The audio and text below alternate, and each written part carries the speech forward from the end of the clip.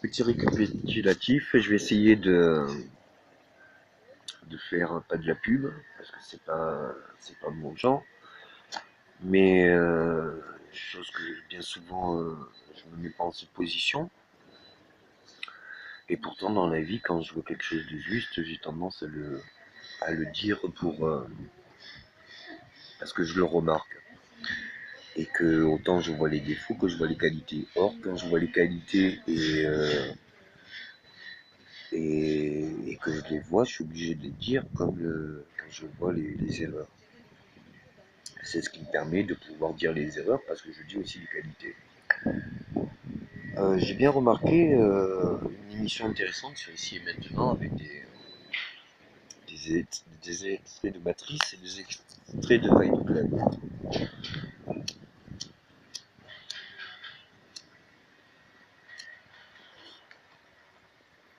Extrait de Fight Club principal, psychologique, c'est de confronter par un film et des images et une histoire, laisser permettre donc les téléspectateurs à avoir une même conscience. À rappeler, excusez-moi pour ceux qui sont en train de faire psycho ou des docteurs psychiatres ou autres, qui sont rendus compte, mais la folie n'existe pas. Et pour toute la minorité ou la masse commune, la folie, la démence n'existe pas.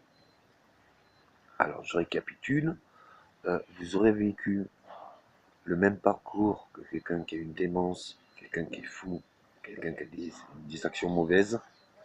Vous saurez très bien, si vous avez vécu pire, que c'est tout à fait légitime.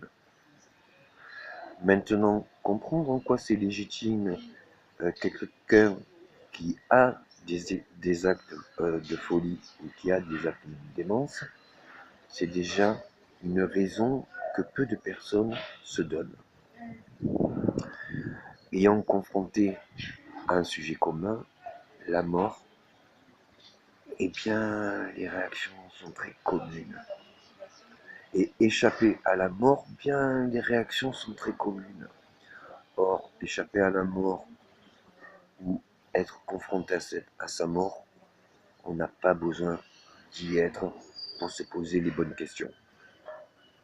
Donc, petit récapitulatif de Fight Club, dans un environnement violent qui peut être fait comme la société de consommation, la perte de subjectif, la perte de consommation de studios, de situations de boulot, de maisons, de famille, de foyers, de lieux, de femmes, d'enfants, de morts, tout ça, eh bien les réactions, elles sont quelque part communes.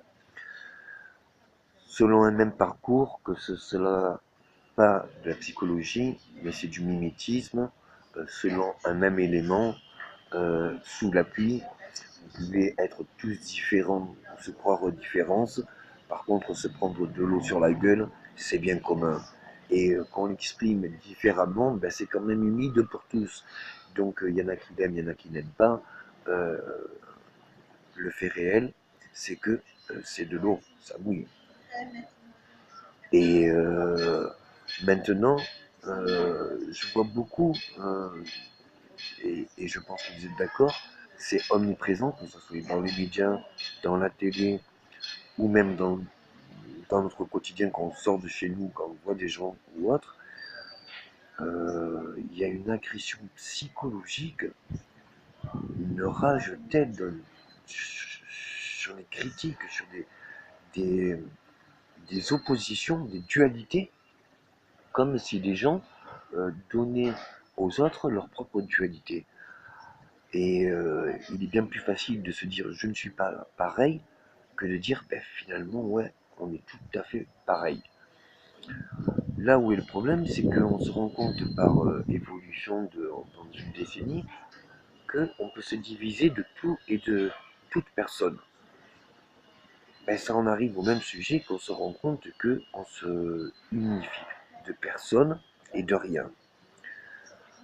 Là où ça en devient intéressant, c'est que celui qui a tout perdu, le fou a tout perdu, sauf sa conscience.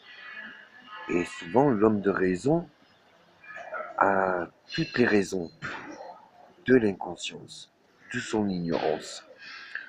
Or, je n'ignore pas mon ignorance et j'ai encore la conscience, même si j'ai plus tout cet acquis. Qu'est-ce qui est définitif? Qu'est-ce qui est illusoire? Et qu'est-ce qui est désirable dans les priorités de la seule importance? On peut faire des gosses, on peut être de chaque famille, de chaque style. Au bout de 20 ans, les gosses nous le reprochent et ils s'en vont. Et avant même de faire des gosses ou être un gosse, on est des fois parents et on était enfant. Mais c'est souvent quand on est parent qu'on comprend ses propres parents. Nos enfants ne comprennent pas. Pourtant, quand nous on était enfants, on se comprenait bien entre enfants. On voyait bien que les enfants ne comprennent pas les parents. Mais les parents ne comprennent pas les enfants non plus. Ben non, parce que c'est pas le même environnement.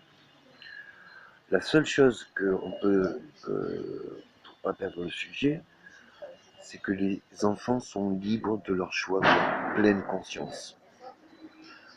Et la seule chose qu'on peut voir au commun dans toute cette société, c'est que vous êtes emprisonnés de votre seule éducation et de votre seule conscience.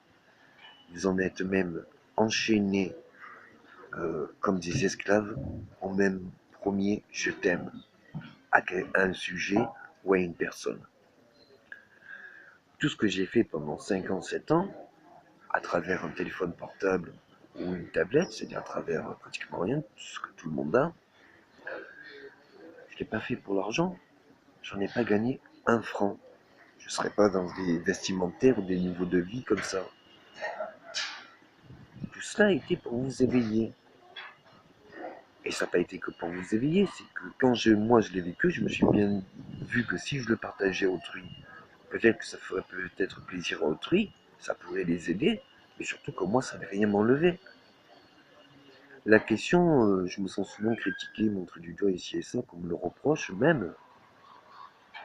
Pourquoi il n'y a pas de plus de personnes qui se disent, ben finalement, non, je vais léguer toute mon expérience, tout ce que j'ai aimé.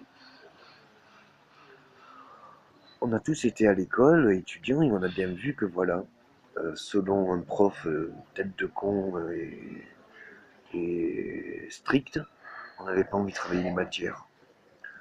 Et on a toujours remarqué que devant une prof pédagogue ou un prof sympa avec du cœur, racontant un peu des histoires personnelles souvent, bien là, c'est toute la classe qui a la moyenne. Alors, mon idée est peut-être déplacée, mais quand on va au restaurant, on ne va pas à la table d'à côté. Quand on va au bar, on parle de moins en moins aux autres, si ce n'est de foot et politique. Et tout ce qui nous faisait vibrer quand on était gamin, pourquoi nous, on ne le vit pas au jour d'aujourd'hui?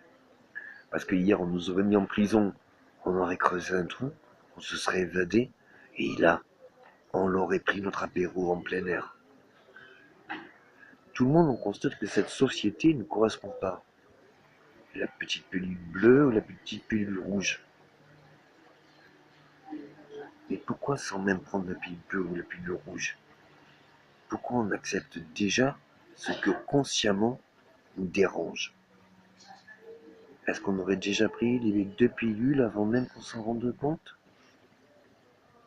Si nous constatons qu'il y a un problème, et que nous en avons pleine conscience, et que ce problème est commun, alors, est-ce que je suis fou, ou est-ce qu'on a le même problème?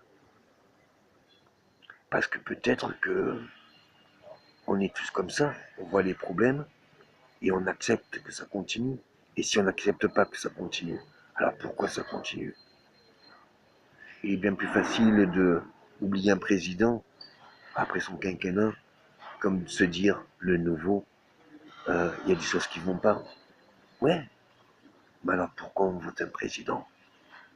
Excusez-moi pour finir la politique, c'était juste que je me disais, c'est bien un sujet commun. On critique nos femmes, on critique nos boulots, on critique notre maison. Mais quand on n'a plus, on la pleure. Alors, pourquoi on n'en prend pas conscience? Merci.